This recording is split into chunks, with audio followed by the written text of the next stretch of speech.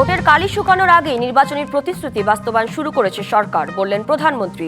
Budget নিয়ে জনগণকে বিভ্রান্ত করছে বিরোধী দল।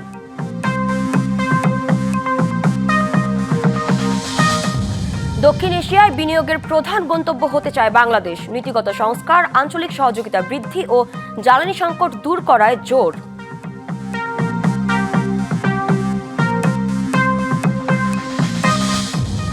4 বছরে নবায়নযোগ্য জ্বালানি থেকে আরো 15% বিদ্যুৎ চায় সরকার। বাস্তবায়নে প্রকল্পের নামে লুটপাট বন্ধের পরামর্শ।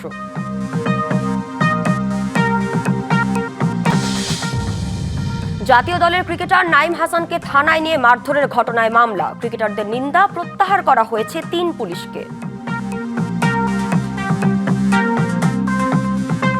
স্বাগত ডিবিসি সংবাদে। দেখছিলেন নাসির সিনটেক্স গ্রুপ সংবাদ শিরোনাম। এবার জানাবো খবরে বিস্তারিত। আপনাদের সাথে আছি সাদিয়া জাহান মিম। ভোটের কালির দাগ শুকানোর আগেই নির্বাচনী প্রতিশ্রুতি বাস্তবায়ন শুরু করেছে সরকার। কক্সবাজারে পাতলি মাছুয়াখালী খাল পুনর্খননের কাজের উদ্বোধন করে বললেন প্রধানমন্ত্রী তারেক রহমান। বিরোধী দলের সমালোচনা করে সরকার প্রধান বলেন, তারা সাধারণ মানুষের পাশে দাঁড়ানোর দল নয়। যে বাজেট ঘোষণায় জনগণের মধ্যে স্বস্তি ফিরেছে, সে বাজেটের সমালোচনা করছে বিরোধী দল। পর্যটন নগরী কক্সবাজারে যখন প্রধানমন্ত্রী তারেক রহমান পৌঁছান, তখন সব দিক ছাপানো বৃষ্টি। বিমানবন্দর থেকে প্রধানমন্ত্রী পিএমখালী ইউনিয়নের পাতুলি খাল পাড়ে যান। এই খালের পুনর্খননের উদ্বোধন করেন তিনি। বাবা জিয়াউর রহমানের স্মৃতি বিজড়িত খাল পাড়ে একটি গাছের চারা রোপণ করেন তারেক রহমান। প্রায় 48 বছর আগে জিয়াউর রহমান এই অঞ্চলের কৃষিজমির চাষাবাদ বৃদ্ধি, সেচ সুবিধা এবং পানি নিষ্কাশনের উদ্দেশ্যে এই পাতুলি খাল খনন করেছিলেন। এরপর পাতুলি খাল এলাকায় পথসভায় যোগ দেন প্রধানমন্ত্রী। বক্তব্যে তুলে ধরেন সরকারের প্রতিশ্রুতি বাস্তবায়নের নানা দিক। কালি শুকানোর আগেই আমরা ফ্যামিলি কার্ড দেওয়ার কাজ শুরু করেছি। এই সেই ভোটের কালি শুকানোর আগে আমরা কৃষক কার্ড দেওয়া শুরু করেছি। ভোটের কালি শুকানোর আগে আমরা খাল খননের কাজ শুরু করেছি। বিএনপির রাজনীতি হচ্ছে মানুষের জন্য রাজনীতি। নতুন অর্থ বছরের বাজেট নিয়ে বিরোধী দলের সমালোচনার জবাব দেন সরকার প্রধান। বলেন, এই বাজেটের বিরোধিতা করে বিরোধী পক্ষ দেশে অস্থিতিশীল পরিস্থিতি তৈরি করতে চাইছে। যেই বাজেটে ট্যাক্স কমানো হয় সেই বাজেটও বিরোধী দল মানে না। যেই বাজেটে মদের দাম বাড়ানো হয়, যেই বাজেটে সিগারেটের দাম বাড়ানো হয়, সেই বাজেটও বিরোধী দলের পছন্দ নয়। তাহলে এবার বিরোধী দলের উদ্দেশ্য বুঝতে পেরেছেন, লক্ষ্য বুঝতে পেরেছেন। তাদের লক্ষ্য বা উদ্দেশ্য দেশের মানুষের পাশে দাঁড়ানো নয়। তাদের উদ্দেশ্য একটাই, তাদের লক্ষ্য একটাই, সেটা হচ্ছে দেশের মধ্যে একটি অস্থিতিশীলতা, অশান্তি তৈরি করা, মানুষকে বিভ্রান্ত করা। যতক্ষণ দেহে আছে প্রাণ, ততক্ষণ দেশের মানুষের অবস্থার উন্নয়নে কাজ করে যেতেও দৃঢ় প্রত্যয় ব্যক্ত করেন প্রধানমন্ত্রী। যতক্ষণ আমাদের এই ধরে প্রাণ থাকবে, আমরা ততক্ষণ পর্যন্ত এই দেশ এবং এই দেশের মানুষের জন্যই কাজ করে যাব। খাল খননের লক্ষ্যমাত্রা এবং এ থেকে দেশবাসী কি কি সুবিধা পাবে তার বিস্তারিতও তুলে ধরেন প্রধানমন্ত্রী। বাংলাদেশ, আল্লাহ হাফেজ, বাংলাদেশ জিন্দাবাদ। প্রচন্ড বৃষ্টি, বৈরী আবহাওয়া, তারপরেও প্রধানমন্ত্রী তারেক রহমানকে কেন্দ্র করে মানুষের উৎসাহ উদ্দীপনার এতটুকু কমতি নেই। প্রধানমন্ত্রী তারেক রহমান তার রাজনৈতিক অবস্থান পরিষ্কার করলেন এবং তিনি বললেন, যে কোনো ষড়যন্ত্র মোকাবেলায় সবাইকে ঐক্যবদ্ধ থাকতে হবে। একই সঙ্গে তার যে নির্বাচনী ইশতেহার এবং সকল প্রতিশ্রুতি পর্যায়ক্রমে বাস্তবায়ন করার অঙ্গীকারও ব্যক্ত করলেন তিনি। Anwar Hossain, DBC news, Cox's Bazar. দক্ষিণ এশিয়ায় বিনিয়োগের প্রধান গন্তব্য হতে চায় বাংলাদেশ। পররাষ্ট্র মন্ত্রণালয় ও বিডার আয়োজনে অর্থনৈতিক কূটনীতি সম্মেলনে উঠে আসে এই লক্ষ্য। অর্থনীতিকে শক্তিশালী করতে নীতিগত সংস্কার, আঞ্চলিক সহযোগিতা বৃদ্ধি এবং জ্বালানি সংকট দূর করার ওপর বিশেষ জোর দেওয়া হয় সম্মেলনে। দীর্ঘদিনের বিনিয়োগ খরা কাটিয়ে অর্থনীতিতে সুবাতাস ফেরাতে এবং বৈশ্বিক অংশীদারিত্ব জোরদারের লক্ষ্যে ঢাকায় আয়োজন করা হয় দেশের বৃহৎ অর্থনৈতিক কূটনীতি সম্মেলন। পররাষ্ট্র মন্ত্রণালয় ও বিডার যৌথ এই আয়োজনে অংশ নেন দেশি বিদেশি প্রতিনিধি, নীতি নির্ধারক ও ব্যবসায়ী নেতারা। অনুষ্ঠানের উদ্বোধনী বক্তব্যে পররাষ্ট্রমন্ত্রী বলেন, বাংলাদেশের রাজনৈতিক স্থিতিশীলতা রক্ষা, টেকসই সংস্কার এবং একটি অংশীদারিত্বমূলক অর্থনৈতিক ব্যবস্থা গড়ে তুলতে কাজ করছে বর্তমান সরকার। দেশে জ্বালানি সহ বিভিন্ন খাতে বড় বিনিয়োগ প্রয়োজন। এজন্য আমরা আঞ্চলিক সহযোগিতা বাড়াতে চাই। বাংলাদেশ এখন বিনিয়োগের জন্য পুরোপুরি প্রস্তুত মন্তব্য করে বিদেশি বিনিয়োগকারীদের বাংলাদেশে আসার আহ্বান জানান পররাষ্ট্র প্রতিমন্ত্রী। বলেন, উন্নয়ন সহযোগীদের সাথে সুসম্পর্ক রেখে একযোগে কাজ করতে চায় তার সরকার। বাংলাদেশ এখন বিনিয়োগের জন্য সম্পূর্ণ প্রস্তুত। যারা বাংলাদেশে বিনিয়োগ করবেন তাদের অর্থ সম্পূর্ণ নিরাপদ। আমরা সব উন্নয়ন সহযোগীর সাথে সুসম্পর্ক রেখে একসাথে কাজ করতে চাই। বিনিয়োগ বান্ধব পরিবেশ নিশ্চিত করতে আঞ্চলিক সহযোগিতা বাড়ানোর ওপর জোর দিলেন প্রধানমন্ত্রীর পররাষ্ট্র বিষয়ক উপদেষ্টা। বৈশ্বিক বিনিয়োগে দক্ষিণ এশিয়ায় শীর্ষ গন্তব্য হতে প্রতিযোগিতামূলক ও স্থিতিশীল পরিবেশ গড়তে চায় বাংলাদেশ। এজন্য টেকসই সংস্কার ও অংশীদারিত্বমূলক অর্থনীতি প্রতিষ্ঠায় নিরলস কাজ করে যাচ্ছে সরকার। স্থানীয় সরকার মন্ত্রী বলেন, অলিগার্ক বা সুবিধাভোগী গোষ্ঠীর আধিপত্য ধ্বংস করাই বিএনপি সরকারের অন্যতম প্রধান লক্ষ্য, যার স্পষ্ট প্রতিফলন রয়েছে প্রস্তাবিত বাজেটে। দেশের প্রতিটি নাগরিকের সম্মান ও মানবিক মর্যাদা নিশ্চিত করাই বর্তমান সরকারের মূল লক্ষ্য। আর এই সামাজিক সাম্য বজায় রেখেই টেকসই উন্নয়নের পথে এগিয়ে যাবে বাংলাদেশ। বিনিয়োগ ও কর্মসংস্থান বাড়াতে ব্যবসা পরিচালনার খরচ ও আমলাতান্ত্রিক জটিলতা কমানো হবে বলে জানিয়েছেন অর্থ ও পরিকল্পনা মন্ত্রী আমির খসরু মাহমুদ চৌধুরী। Yusuf Rana, DBC news, Dhaka. আগামী 4 বছরে নবায়নযোগ্য জ্বালানি থেকে আরও 15% বিদ্যুৎ চায় সরকার। বাজেট বক্তব্যে এজন্য ভবনের ছাদে সৌর বিদ্যুতের উৎপাদন বাড়ানোর পরিকল্পনার কথা জানালেন অর্থমন্ত্রী। পরিকল্পনা আছে বড় সৌর বিদ্যুৎ প্রকল্প সহ জাতীয় এনার্জি স্টোরেজ ও আধুনিক সঞ্চালন লাইন স্থাপনেরও। বিশ্লেষকরা বলছেন, জীবাশ্ম জ্বালানি নির্ভরতা কমানোর এমন উদ্যোগ ইতিবাচক, তবে প্রকল্পের নামে যেন লুটপাট না হয় তা নিশ্চিত করতে হবে সরকারকে। বিদ্যুৎ ও জ্বালানি খাতে আওয়ামী লীগ সরকারের সাফল্যের চেয়ে লুটপাটের কারণে দেশের সর্বনাশ বেশি হয়েছে, এমন অভিযোগ ছিল বরাবরই। সবার ঘরে বিদ্যুৎ পৌঁছানোর নামে লুটপাট হয়েছে হাজার হাজার কোটি টাকা। এজন্য নিজস্ব তেল গ্যাস অনুসন্ধানের চেয়ে আমদানিতেই বেশি ঝোঁক ছিল সরকারের। আর তাই দেশের জ্বালানি নিরাপত্তা এখন পুরোটাই আমদানি নির্ভর জীবাশ্ম জ্বালানিতে আটকে গেছে। 2026-27 অর্থবছরের বাজেটে অর্থমন্ত্রী আশার কথা শোনালেন। বিএনপি সরকার চায় আগামী 4 বছরে নবায়নযোগ্য বিদ্যুতের হিস্যা বাড়াতে। এজন্য নেওয়া হবে বিশেষ নীতি। পরিবেশ বান্ধব ও টেকসই জ্বালানি ব্যবস্থা গড়ে তুলতে 2030 সালের মধ্যে মোট বিদ্যুৎ চাহিদার 20% বিদ্যুৎ নবায়নযোগ্য জ্বালানি খাত থেকে উৎপাদন। সাম্প্রতিক সংকট তুলে ধরে সরকার জ্বালানি নিরাপত্তাকে অগ্রাধিকার খাত ঘোষণা করেছে বলেও জানান তিনি। জ্বালানি আমদানির ক্ষেত্রে একক উৎসের উপর নির্ভরতা কমিয়ে উৎস বহুমুখীকরণ নীতি অনুসরণ। মহেশখালীতে বিদ্যমান 2টি ভাসমান এলএনজি টার্মিনালের পাশাপাশি নতুন টার্মিনাল স্থাপনের বিষয়টি পর্যালোচনা। মহেশখালীর মাতারবাড়িতে একটি ল্যান্ড বেসড এলএনজি টার্মিনাল স্থাপনের জন্য জমি অধিগ্রহণ পরামর্শ নিয়োগের প্রক্রিয়া চূড়ান্তকরণ।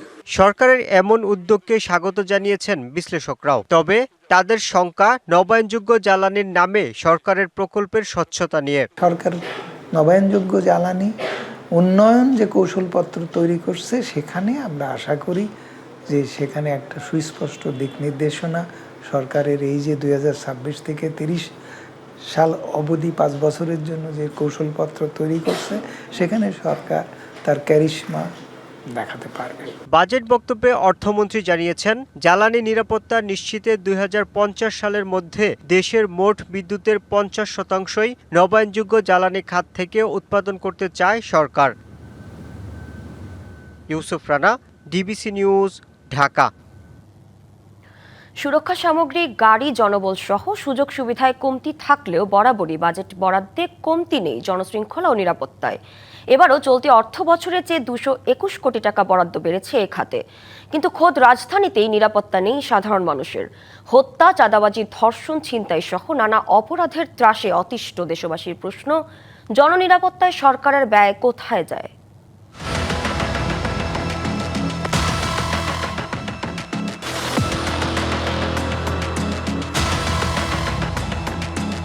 নৃশংস হত্যা, ধর্ষণ, চাঁদাবাজি ও গণপিটুনির ঘটনার পর আবারও দেশে আইনশৃঙ্খলা পরিস্থিতি নিয়ে শঙ্কিত হয়ে উঠেছে সাধারণ মানুষ। এই চিত্র রাজধানীর মতিঝিলের। গত 7 জুন শাপলা চত্বর এলাকায় জনতা ব্যাংকের সামনে দিনে দুপুরে প্রকাশ্যে গুলি করে এক ব্যবসায়ীর কাছ থেকে 17,000 মার্কিন ডলার ছিনতাই করে দুর্বৃত্তরা।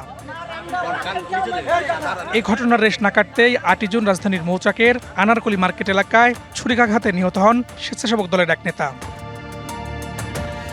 আর মিরপুরে শিশু রামিসা ধর্ষণ ও হত্যার ঘটনা এখনও জনমনে দগদগে ক্ষত। খুন, নির্যাতন, দর্শন যা কিছুই হচ্ছে, এই বিষয়ে আইন শৃঙ্খলার লোকজন যারা আছে তাদের এই অবহেলার জন্য আমাদের এই দুর্গতি। আইন শৃঙ্খলার এমন অবনতি হলেও পুলিশ, র্যাব সহ বাহিনীগুলোর জন্য সরকারের বরাদ্দ কোনো কমতি কিন্তু নেই। 2026-27 অর্থবছরের বাজেটে এ খাতের বরাদ্দ 33,824 কোটি টাকা, যা চলতি অর্থবছরের চেয়ে 221 কোটি টাকা বেশি। প্রতি বছর তা ধারাবাহিকভাবে বাড়ে। কিন্তু জনমনের প্রশ্ন, বরাদ্দের টাকা বাড়লেও সাধারণ মানুষের জানমালের নিরাপত্তা কেন বাড়ছে না? সরকারের বাজেট যেটা করছে এটাকে সরকারকে সাধুবাদ জানাই, ধন্যবাদ জানাই। তবে এই আইন শৃঙ্খলা পরিস্থিতি একটু উন্নতর দরকার। বিশ্লেষকরাও মনে করেন জনশৃঙ্খলা ও নিরাপত্তায় বরাদ্দের টাকা কোন খাতে খরচ হচ্ছে তার জবাবদিহি নিশ্চিত করা উচিত। নির্দিষ্ট খাত অনুযায়ী বাজেটে বরাদ্দ অর্থ খরচ হয়েছে যথাযথভাবে, কোনো ধরনের অনিয়ম ছাড়া, এবং এই খরচের মধ্য দিয়ে আমার আইনশৃঙ্খলা রক্ষার প্রশ্নে যারা বিভিন্ন পর্যায়ে বা বিভিন্ন পর্যায়ের বাহিনী যারা আছেন তাদের দক্ষতা, তাদের সক্ষমতা এবং পেশাগত যে নৈপুণ্যতা অনেক বেশি বৃদ্ধি পেয়েছে, এটাই সাধারণ মানুষ দেখতে চায়। টিআইবির তথ্য বলছে নতুন সরকার ক্ষমতা নেওয়ার পর 100 দিনে 605টি খুনের ঘটনা ঘটেছে। প্রতি বাজেটেই আইন শৃঙ্খলা বাহিনীগুলোর জন্য বরাদ্দ বাড়ে, কিন্তু তাতে জনগণের নিরাপত্তা বাড়ে কতটা, সেই জবাবদিহি নিশ্চিত করতে হবে সংসদকেই। Farhaduzzaman, DBC news, Dhaka. দেশের চলমান অর্থনৈতিক চ্যালেঞ্জের মধ্যে 2026-27 অর্থ বছরের বাজেট বিনিয়োগ বান্ধব বলে মন্তব্য করেছেন আইসিএবির প্রেসিডেন্ট NKA মবিন। সকাল 11টায় রাজধানীর কাউরান বাজার এলাকায় সিএ ভবনে দি institute of chartered accountant of Bangladesh আয়োজিত বাজেট পরবর্তী বিষয়ে সংবাদ সম্মেলনে তিনি একথা বলেন বিশ্ব অর্থনীতি এখনও ঝুঁকির মাঝে অবস্থান করছে। মধ্যপ্রাচ্যের চলমান সংঘাত, বৈশ্বিক মূল্যস্ফীতি থাকা সত্ত্বেও এবারের বাজেট এক বিশাল চ্যালেঞ্জ নিয়েছে যা দেশকে সমৃদ্ধির দিকে নিয়ে যাবে বলে মনে করেন তিনি। তবে 6,95,000 কোটি টাকার রাজস্ব আদায়ের লক্ষ্যে সমন্বিত প্রয়াসের পাশাপাশি জবাবদিহিরও তাগিদ আইসিএবি এর প্রেসিডেন্টের।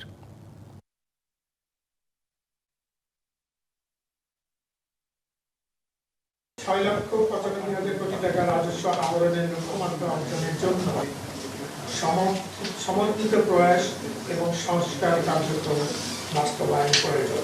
আর্থিক শৃঙ্খলা বজায় রাখার জন্য নিরীক্ষা ব্যবস্থা শক্তিশালী করা এবং সরকারি ব্যয়ের জবাবদিহিতা নিশ্চিত করা অপরিহার্য। ব্রাহ্মণবাড়িয়ার কসবায় হজযাত্রীর হারিয়ে যাওয়া লাগেজকে কেন্দ্র করে 2 গ্রামবাসীর সংঘর্ষে অর্ধশতাধিক মানুষ আহত হয়েছেন।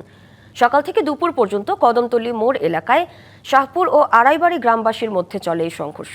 স্থানীয়রা জানান, এবছর শাহপুর গ্রামের এক বৃদ্ধা হজ করতে সৌদি আরবে গিয়ে লাগেজ হারিয়ে ফেলেন।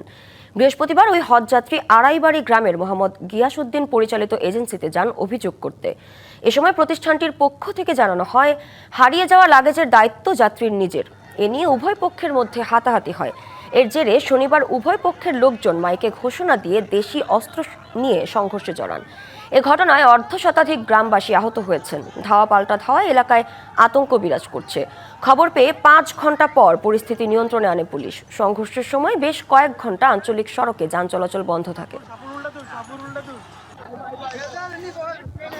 কুষ্টিয়ার দৌলতপুর সীমান্ত দিয়ে 12 জনকে পুশিনের চেষ্টা অস্বীকার করেছে বিএসএফ। এদিকে চাঁপাইনবাবগঞ্জের রোকনপুর সীমান্তে 15 জনকে ঠেলে পাঠানোর চেষ্টা ব্যর্থ করে দিয়েছে বিজিবি। কুষ্টিয়ার দৌলতপুর সীমান্তে নারী, পুরুষ ও শিশু সহ 12 জন এখনও শূন্যরেখায় অবস্থান করছেন।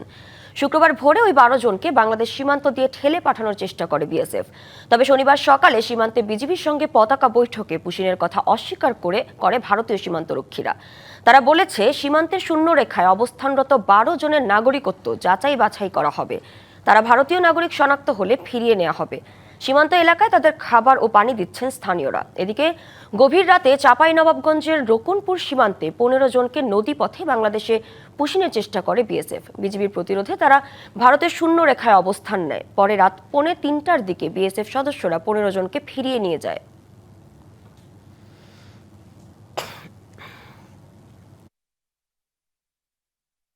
ভারী বৃষ্টিপাত ও ভারতের মেঘালয় থেকে নেমে আসা ঢলে বাড়ছে শেরপুরের নদ নদীর পানি। সকাল থেকে ঝিনাইগাতির মহারশী ও সোমেশ্বরী নদী এবং নালিতাবাড়ির চেল্লাখালী নদীর পানি বিপদসীমার উপর দিয়ে প্রবাহিত হচ্ছে। এতে জেলার নিম্নাঞ্চলে বন্যার আশঙ্কা দেখা দিয়েছে। শেরপুর পানি উন্নয়ন বোর্ডের তথ্য অনুযায়ী চেল্লাখালী নদীর পানি বিপদসীমার 134 সেন্টিমিটার উপর দিয়ে প্রবাহিত হচ্ছে। এছাড়া সোমেশ্বরী ও মহারশী নদীর পানিও বিপদসীমার উপরে রয়েছে। অন্যদিকে ভোগাই নদীর নাকুগাঁও পয়েন্টে ও নালিতাবাড়ি পয়েন্টে পানি বাড়ার প্রবণতা অব্যাহত রয়েছে। এদিকে পাহাড়ি ঢলের পানি বৃদ্ধি পেয়ে ঝিনাইগাতি সদর বাজারে প্লাবিত হয়েছে। 24 ঘন্টায় জেলার বিভিন্ন পয়েন্টে উল্লেখযোগ্য পরিমাণে বৃষ্টিপাত রেকর্ড করা হয়েছে।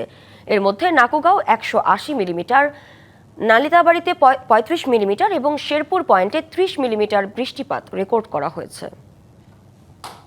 কিশোরগঞ্জে সরেজমিন গবেষণা বিভাগের কার্যক্রম নিয়ে অনিয়মের অভিযোগ উঠেছে। কৃষকদের আধুনিক প্রযুক্তি ও গবেষণা সেবা দেওয়ার কথা থাকলেও বছরের পর বছর তালাবদ্ধ থাকে অফিসগুলো। স্থানীয়দের অভিযোগ, কর্মস্থলে অনুপস্থিত থেকেও বছরের পর বছর বেতন তুলছেন বৈজ্ঞানিক সহকারীরা। প্রদর্শনীর নামেও চলছে নানা অনিয়ম। ফলে সেবা থেকে বঞ্চিত কৃষক আর গবেষণার নামে গচ্ছা যাচ্ছে সরকারি অর্থ। অফিস আছে সাইনবোর্ডও। নিয়মিত ভাড়া পরিশোধ হলেও নেই কর্মকর্তাদের উপস্থিতি। বছরের পর বছর বন্ধ থাকায় দরজার তালায় মরিচা। এই চিত্র কিশোরগঞ্জের হোসেনপুর ও করিমগঞ্জ উপজেলার সরেজমিন গবেষণা বিভাগের ভূস্থানিক পরীক্ষণ এলাকাগুলোতে। সরেজমিন গবেষণা বিভাগ কিশোরগঞ্জ উপকেন্দ্রের জন্য প্রতি বছর প্রায় $1.5 কোটি টাকা বরাদ্দ দেওয়া হয়। এছাড়া ভাড়া বাবদ সরকারকে বছরে প্রায় 1.5 লাখ টাকা পরিশোধ করতে হচ্ছে। বিপুল অর্থ ব্যয়ের পরও কাঙ্ক্ষিত সেবা না পাওয়ায় স্থানীয়দের মধ্যে আছে ক্ষোভ। এরা খালি সাইনবোর্ডে দিয়ে কোনো অফিসার কিচ্ছু আইয়ে না, বুঝুন। এবং কেয়ার অফিস কি এটার ভিতরে কি করে না করে এসব তো আমরা কইতেই পারি না। সাইনবোর্ডে এদিকে দিত তাহলে তো আমরা কৃষকরা দেখতো, মানে এমন জায়গায় ভিতরে দিছে কৃষকরা দেওয়ার মতো না, কলা গাছের আজগর ভিতরে। কর্মস্থলে উপস্থিত না থেকেও বেতন তুলছেন বৈজ্ঞানিক সহকারীরা। 3 জনের মধ্যে 2 জন থাকেন জেলা শহরে, আরেকজন পাশের জেলায়। বৈজ্ঞানিক সহকারীদের দাবি, মাঠ পর্যায়ে কাজের কারণে নিয়মিত হাজিরা খাতায় সই করা সম্ভব হয়নি। কাজ করতে যায় অফিসে আর ঢুকা হয় না। আবার যখন অফিসে যখন কোনো কিছু এরকম হঠাৎ করে কিছু রাখার দরকার লাগে তখন অফিসে ঢুকে। এক স্টেশনে 2 যুগের বেশি সময় কর্মরত থাকার পরও জানেন না প্রদর্শনীর বরাদ্দ কত। তাদের দাবি, সবকিছু নিয়ন্ত্রণ করেন প্রধান কর্মকর্তা। বরাদ্দর ব্যাপারটা হচ্ছে অফিস জানে, আমাকে কোনো বরাদ্দ দেয় না। আমাকে 1000 টাকা দেয় বিঘা প্রতি, আমি কৃষকদের দিই। ইনচার্জের অফিসে আমি আমার কোনো ইনচার্জ ভাবে আমার বলে আমার কিভাবে কাজ করতে হবে। অভিযোগ রয়েছে, কোনো বিষয়ে আপত্তি তুললেই দেখানো হয় বদলির ভয়। অফিসে আগে একজন ছিল, এখন আরেকজন আছে। যারে দায়িত্ব দেয় উনি তো করে বদলে। এটা তো প্রশাসনই বলতে পারবে, মানে হেড অফিসেই তো কারে কখন করবে না করবে এটাও তারাই বলতে পারবে। করিমগঞ্জে সরেজমিন গবেষণা বিভাগের কার্যক্রমের তথ্যই জানেন না অনেক কৃষক। করিমগঞ্জে আমাদের কৃষি গবেষণার উপশাখা যেটা বা উপকেন্দ্র, এরকম তো কোনো তথ্য আমরা শুনি নাই। করিমগঞ্জে যে কৃষি গবেষণার যে অফিস আছে এটা আমার জানা ছিল না। আইসা দেখি যে অফিস বন্ধ। বিস্ময়কর তথ্য মিলেছে মাঠ পর্যায়ে। জমিতে থাকার কথা থাকলেও এক কৃষকের ঘরে পাওয়া গেছে প্রদর্শনীর 15টি সাইনবোর্ড। মাঠের মেয়েটা গিয়ে ছবি তুলছে নাকি, হ্যাঁ কৃষকরা তুললে পরে সাইনবোর্ড গুলি আমাদের ভাড়ায় আছে। অর্থ আত্মসাতের জন্য সাইনবোর্ড রেখে দেওয়ার অভিযোগ থাকলেও অস্বীকার করছেন কর্মকর্তারা। ওইগুলি অফিস বলতে পারবে, এগুলি আমার বাসার তো আমি সংগ্রহ করি না, আমি মালও কিনি না। সদস্য কমিটি হয়, কমিটিতে আমি সই করি। কর্মস্থলে অনুপস্থিত থেকে বেতন উত্তোলনের সুযোগ নেই বলে দাবি প্রধান বৈজ্ঞানিক কর্মকর্তার। এটা তো কখনোই কাম্য না। আপনি মাসের পর মাস, আপনি মাসে একদিন আপনি অ্যাক্সিডেন্টলি নাই সাইন করতেই পারেন, ওটা কোনো ব্যাপার না। কিন্তু পুরা মাস আপনি ব্ল্যাঙ্ক, এটা আমি কি জবাব দেব? আমি আপনার কথাটা মানলাম, আমি দেখব বিষয়টা। দায়ীদের বিরুদ্ধে ব্যবস্থা নিয়ে কৃষকের সেবার পরিবেশ নিশ্চিতের দাবি স্থানীয়দের। DBC news desk. যুক্তরাষ্ট্র ও ইরানের মধ্যে দীর্ঘ সংঘাতের অবসানে ইসলামাবাদ মেমোরেন্ডাম নামের একটি শান্তি চুক্তি এখন চূড়ান্ত হওয়ার পথে। তবে চুক্তির শর্ত নিয়ে তেহরান ও ওয়াশিংটনের বিপরীতমুখী অবস্থানে তৈরি হয়েছে ধোঁয়াশা। ফলে শান্তির পথ যতটা কাছে, অনিশ্চয়তাও ততটাই গভীর। যুদ্ধ চলছে যুক্তরাষ্ট্র আর তার মিত্রদের সাথে ইরানের। সেই যুদ্ধ থামাতে দীর্ঘ সময় ধরে মধ্যস্থতার চেষ্টা করছে কাতার ও পাকিস্তান। এটা হবে মূলত অন্তর্বর্তীকালীন পদক্ষেপ। সেই চুক্তির খসড়া অনুযায়ী প্রথম ধাপে সমঝোতা স্মারক সই হবে, যার আওতায় থাকবে লেবানন সহ সব ফ্রন্টে ৬০ দিনের যুদ্ধবিরতি। যুদ্ধ অবসানের এই আলোচনা দুটি ধাপে বিভক্ত। প্রথম ধাপে একটি সমঝোতা স্মারক সই হবে। বর্তমান পরিস্থিতিতে পারমাণবিক ইস্যুতে আলোচনা একেবারেই অসম্ভব, তা আমরা চূড়ান্ত চুক্তির জন্য দ্বিতীয় ধাপে বা শেষের দিকে রেখেছি। বিশ্লেষকদের মতে প্রাথমিক এ খসড়ায় তেহরানের কৌশলগত স্বার্থই বেশি প্রাধান্য পেয়েছে। টোল ছাড়াই হরমুজ প্রণালী খুলে দেয়া এবং ইরানের আটকে থাকা কয়েক বিলিয়ন ডলারের তহবিল অবমুক্ত করার মতো শর্তগুলো তেহরানের জন্য বড় এক কূটনৈতিক বিজয়। কিন্তু ইরানি গণমাধ্যমে চুক্তির শর্ত প্রকাশ্যে আসতেই শুরু হয়েছে বিতর্ক। এদিকে মার্কিন প্রেসিডেন্ট ডোনাল্ড ট্রাম্প দাবি করছেন ফাঁস হওয়া শর্তগুলোর সাথে মূল লিখিত দলিলের কোনো মিল নেই। তিনি ইরানিদের অসম্মানজনক আখ্যা দিয়ে তাদের বিরুদ্ধে বিশ্বাসভঙ্গের অভিযোগ তুলেছেন। এদিকে জেনেভায় আগামী কয়েকদিনের মধ্যেই এই চুক্তি সইয়ের কথা রয়েছে, কিন্তু দুই পক্ষের অবিশ্বাসের দেয়াল টপকে একটি অন্তর্বর্তীকালীন সমঝোতা শেষ পর্যন্ত চূড়ান্ত পারমাণবিক চুক্তিতে পৌঁছাতে পারবে কি না তা নিয়ে রয়েছে গভীর সংশয়। শান্তির প্রতিশ্রুতি আর রাজনৈতিক বাস্তবতার মধ্যেই আটকে আছে বহুল আলোচিত এই চুক্তি। Irteza Chowdhury, DBC news desk. DBC সংবাদে এই ছিল এখনকার মতো। ডিবিসি নিউজের সংবাদগুলো পড়তে ভিজিট করুন dbcnews.tv আর ভিজিট করুন ডিবিসির ফেসবুক পেজ এবং ইউটিউব চ্যানেল। ডিবিসির সঙ্গেই থাকুন।